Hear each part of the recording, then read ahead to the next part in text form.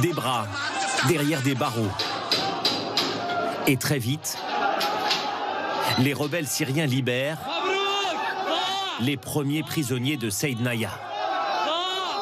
Certains ne peuvent plus marcher, d'autres crient leur nom sans comprendre ce qu'il se passe. Bachar est parti. Voici ce que certains appellent l'abattoir syrien. 37 ans de torture et d'exécution sommaire ici. Un labyrinthe tellement immense que ces rebelles doivent consulter les plans. Parfois, ils doivent aussi creuser à la recherche de cellules enterrées. Les gars, j'entends quelqu'un. Des équipes cynophiles ont même été dépêchées sur place. Il y a 7 ans, Amnesty International avait publié ce rapport basé sur des témoignages d'anciens détenus. 11 000 opposants au régime y auraient été pendus en 4 ans. La prison de Seydana, c'est une machine à broyer les êtres humains. La torture, les mauvais traitements, les détenus obligés de violer leurs co-détenus, des détenus violés, la privation de nourriture, d'eau, d'accès à des soins de santé. Qui sont tous ces prisonniers? Des opposants politiques, des femmes, parfois des djihadistes, mais aussi d'anciens militaires syriens. Ce pilote de chasse avait refusé de bombarder des civils dans les années 80. Il a passé 43 ans en prison avant d'être libéré hier. Alors c'est ça aussi, bien évidemment, c'est peut-être ça, surtout le régime de Bachar el-Assad. On parlera de ceux qui ont remplacé ces 50 ans d'horreur, de dictature. Mais d'abord, il y a quand même ce constat. Parce que, j'allais dire, on a tous, oui, tous les pays occidentaux, la France aussi, on a travaillé, on a, non pas cautionné, mais on est parfois, et à certains moments, on a été aux côtés de Bachar el-Assad. Oui, absolument. En 2008, il a été reçu, tout de même, le 14 juillet, par Nicolas Sarkozy, si j'ai bonne mémoire. Mais ces images, elles sont bouleversantes parce que c'est faux s'enterrer, c'est le symbole. Bien sûr qu'on est en plein dans ces jours premiers de la révolution dont on ne sait pas comment elle va tourner. On est vraiment dans la symbolique la plus totale et ça nous marque parce que nous ne savons pas et en même temps nous savons ce que ça évoque. Ça évoque la soif de liberté et la torture des peuples. Et tout ce qu'on peut souhaiter, vraiment, quand on voit ces images, quoique ces gens qui rampent, qui sortent de la nuit et qui ont été libérés par ceux dont on espère qu'ils ne deviendront pas de nouveaux bourreaux et qu'ils respecteront l'altérité, on ne peut qu'être totalement ému, tressaillir, et spécialement sur cette rive française qui a trop fait de concessions et qui s'est trop trompée sur le Moyen-Orient et trompée aussi de tous côtés, de toutes les rives, sur tous les bords. Puisque n'oublions pas finalement, quand même, je tiens à le rappeler une seconde, que le front al-Nosra, djihadiste, donc d'où est sorti Mohamed al-Joulani, a été adoubé quand même par Laurent Fabius. Front d'ailleurs qu'il a créé. Al-Nosra, le parti, ces 3 lettres aujourd'hui que tout le monde prononce, c'est tout simplement l'émanation de ce groupe terroriste, l'un des pires d'ailleurs, peut-être, marqué sur la liste noire des États-Unis, sur la nôtre aussi. D'ailleurs, aujourd'hui, nous avons quelques interrogations et on y reviendra sur cet individu qui, aujourd'hui, est à la tête de la Syrie en essayant de faire disparaître son passé. Revenons quand même sur ces images. Elles vous évoquent quoi ? Moi, j'étais en train de penser, en vous écoutant, qu'une dictature bien installée depuis 55 ans est bien plus pire qu'une dictature nouvellement arrivée. Même si on imagine que cette Joulani, c'est un pire d'espèces de djihadistes, mais il vient d'arriver, il doit se justifier devant les Occidentaux pour pouvoir installer son pouvoir. C'est pourquoi c'est un espoir. Il est encore contrôlable. Absolument. C'est un espoir dans ce sens-là. C'est pourquoi quand les anciennes dictatures tombent, c'est une joie pour le peuple. Il faut que nous soyons contents pour eux. pour eux, parce que c'est un espoir. Et on sait très bien que la Syrie ne devient pas démocratique du jour au lendemain, de la même façon que les pays démocratiques, les pays occidentaux ne sont pas devenus démocratiques du jour au lendemain. Ils se sont battus, ils ont passé par des périodes de turbulence pour en arriver là, des siècles de guerre. Alors pourquoi nous fermons la porte sur les Syriens? C'est une porte qui s'est ouverte, peut-être il y a de l'espoir. Peut-être il y a de l'espoir. On verra dans quelques instants parce que après Bachar el-Assad et son régime, il ne peut y avoir, même si on a quelques doutes sur ceux qui ont pris le pouvoir en Syrie depuis hier, il y a forcément de l'espoir quand on voit, général, ces horreurs, ces prisons à ciel ouvert. Ou alors parfois totalement fermés, des bunkers où on enfermait des gens avec des exactions. Depuis maintenant une semaine, ils sont en train de creuser. Il nous parvient des images d'exécutions sommaires, de charniers que l'on ne peut même pas montrer, qui sont difficiles à voir. Ça montre quand même un signe. On parlait tout à l'heure d'images, de communication. Il y a ces images symboles. C'en est une, libérer les prisons quand on arrive à chasser des dictateurs. Oui, nous sommes dans l'émotion et... l'effet de la victoire, parce que c'est une victoire. C'est pas une victoire de la démocratie.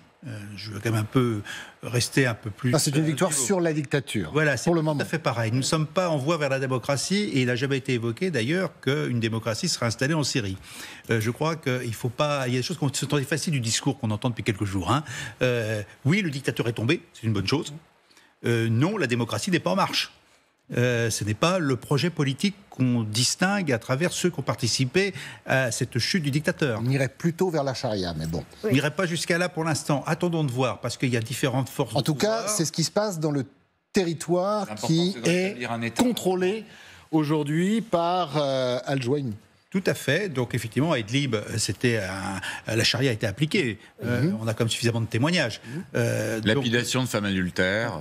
Maintenant, est-ce que Joulani, puisqu'il a été évoqué il y a quelques instants, n'est-il pas contraint par nécessité non seulement à lisser son discours pour éviter qu'on lui tape dessus, mais aussi d'augmenter des preuves, je dirais, de presque conformité à ce qu'on attend de lui, pas d'exaction, ce qu'on a évoqué tout à l'heure, pas de chasse aux sorcières, on peut peut-être en douter quand même, et puis l'ordre qui doit être rétabli maintenant. L'ordre doit être rétabli. En tout cas, c'est les images, là où on vous suit, général, que l'on nous présente depuis hier. Oui, mais couvre-feu respecté. Je pense pas qu'elle soit... Pas d'exaction visible. Oui, tout à fait. Même s'il y a 3-4 jours, on a évoqué quand même des soldats syriens qui avaient été égorgés. Mais bon, c'est des choses qui sont, je dirais, des événements qui arrivent localement. C'est pas systématique comme on a pu le connaître. Donc, il y a un ordre avec des unités de combattants qui sont disciplinés, avec un chef qui est respecté. Maintenant, remarquons bien ce qui s'est passé. C'est une conquête du nord vers le sud jusqu'à Damas.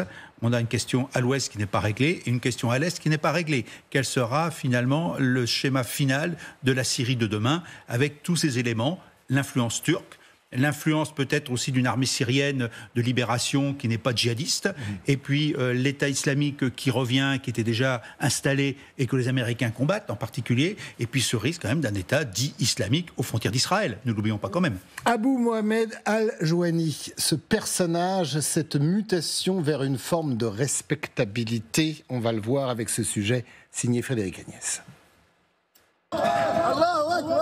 Il est accueilli en héros cet après-midi à Damas. Abou Mohamed Al-Joulani pénètre dans la célèbre mosquée des Omeyyades. Ses premiers mots sont contre le dictateur Bachar al-Assad qu'il vient de faire tomber. Il a transformé la Syrie en une ferme pour les ambitions iraniennes. Il y a répandu le sectarisme et il a divisé les communautés syriennes. Le chef d'Ayat Tahrir al-Sham, HTS, se pose lui en rassembleur et promet de protéger tous les Syriens, aux antipodes de ses débuts. Le voici à 24 ans.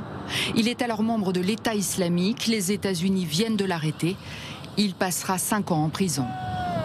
À sa sortie, la guerre civile éclate en Syrie. Il rejoint les rangs d'Al-Qaïda et crée le tristement célèbre Front al-Nosra. Mais en 2016, virement à 180 degrés, sur cette vidéo, le voici qui dissout son mouvement et tourne le dos aux islamistes djihadistes. Il crée HTS et s'empare de la région d'Idlib au nord-ouest de la Syrie où il règne. Ce journaliste s'est rendu là-bas. Il décrit une administration organisée avec des ministères. Et pour les minorités... Il y a un responsable des affaires des minorités, donc concernant les chrétiens et les druzes par exemple. Ils ont le droit de dire la messe, mais il y a des limites. Donc les limites, c'est pas de croix apparente. On ne fait pas sonner les carillons. Mais c'est un système qui reste islamiste, rigoriste, mais beaucoup moins rigoriste par exemple que celui des talibans. La charia et un islamisme, disons, nationaliste, sans volonté d'expansion. Voilà le message que délivre le chef d'HTS depuis quelques années. Mais la petite province d'Idlib n'est pas la Syrie, un pays fracturé, aux communautés multiples et aux zones d'influence souvent floues. Et puis une inquiétude persiste chez certains observateurs. Al-Joulani est-il sincère ou bien un manipulateur ?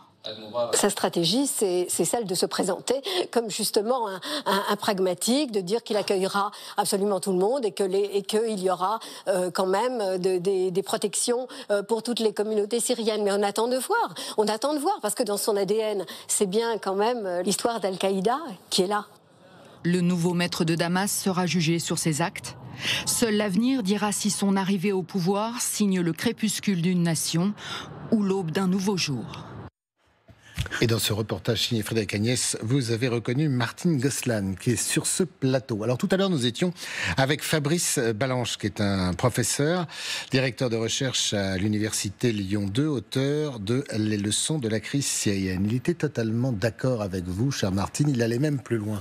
Il disait que Joulani était un faux-né, que c'était un terroriste pur et dur, et que de toute façon, il n'avait qu'un but, récupérer le pouvoir, et même si on n'allait pas jusqu'au califat, ça y ressemblait. Pascal Boniface, votre sentiment sur ce personnage et ce qu'il veut réellement faire si jamais on le laisse faire ? Écoutez, je ne le connais pas personnellement, donc il est difficile de me prononcer. En tout cas, la variable, ça sera...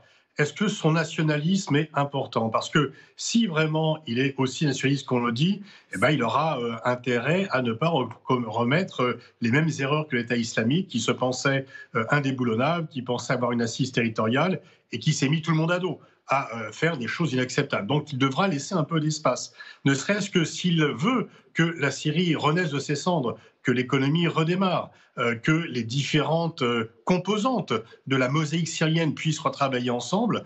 Il ne pourra pas imposer de façon la plus extrême son idéologie passée. Il devra composer avec, d'une part, les réalités syriennes, d'autre part, les réalités internationales.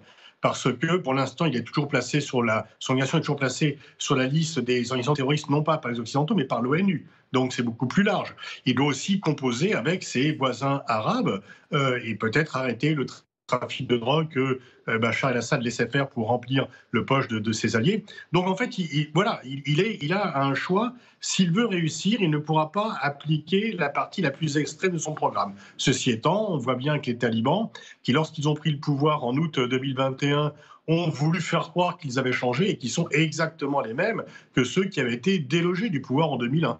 Donc il faudra voir si ces attaches passées reprennent le dessus ou s'il a réellement fait une mue.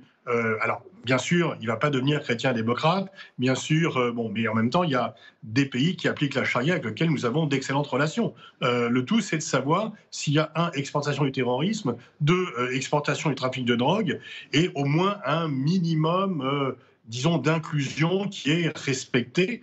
Et voilà, et comme ça a été dit sur le plateau tout à l'heure, ça ne sera pas tout de suite la démocratie.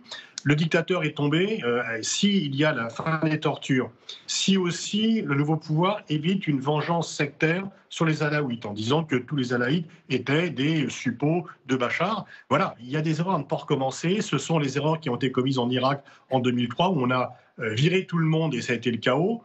Les erreurs qui ont été commises après la Libye en 2011 et les erreurs que l'État islamique ou que les talibans ont fait en pensant qu'ils pourraient continuer à diriger leur territoire sans faire aucune concession et qui a été une catastrophe pour l'Afghanistan et pour l'État islamique. Donc il faudra voir, disons que s'il a fait une sorte de mue et que son moteur principal est le nationalisme, il ne pourra pas ne pas s'adresser au monde extérieur, ses voisins arabes, les pays occidentaux, et sa plus belle réussite, ça serait de faire redémarrer la société et l'économie syrienne. Il ne pourra pas le faire s'il applique de façon la plus extrême le programme d'Al-Qaïda ou de l'État islamique. Merci Pascal. Restez avec nous. Martine Gosselin, je le disais tout à l'heure à nos invités, disait que c'est un faux-né, c'est-à-dire que c'est le créateur d'Al-Nosra, c'est quelqu'un de très intelligent, passé par les rangs de Daesh, d'Al-Qaïda, et qu'il s'est... c'est un peu comme la takia, c'est-à-dire que c'est quelqu'un qui se déguise. C'est ces terroristes qui, se sachant filer, boivent de l'alcool et mangent du porc pour mieux passer à travers les mailles du filet. Donc, est-ce qu'on n'est pas dans le même cas de figure avec ce personnage ? On peut le craindre, parce que finalement, l'islamisme a pris différents visages. On connaît l'islamisme en complet veston, on connaît toutes sortes d'islamisme. Et si on peut se référer finalement à ce qu'on nous dit, à ce que Wassim Nasser nous disait tout à l'heure d'Idlib, le laboratoire d'Al-Joulani, Monsieur Ahmad Al-Shara, de son vrai nom, je répète, il nous parlait des limites qui étaient imposées aux minorités. Mais ces limites, c'est très simple, ce sont celles de la dimitude, du sujet dhimmi, c'est-à-dire du sous-citoyen. Enfin, c'est même pas un sous-citoyen, ça n'est pas un citoyen, du sujet de l'islam, l'islam majoritaire. Donc ça, la dimitude, elle est très profonde. C'est un concept sous lequel ont vécu toutes les populations qui n'étaient pas musulmanes sous le joug musulman. Là, je dis même pas le joug islamiste, sous le joug de l'islam, sous le joug de l'islam impérial, sous le joug de l'islam souverain. Et donc la dimitude qui a été abolie dans toutes sortes d'États par les révolutions modernes, lors eh bien apparemment, pas apparemment, elle est toujours appliquée à Idlib, et ça fait très peur, parce que la marque de la normalisation, de la respectabilité d'Al-Joulani et de son groupe, c'est tout de même le respect dû aux minorités, c'est l'altérité. C'est l'altérité.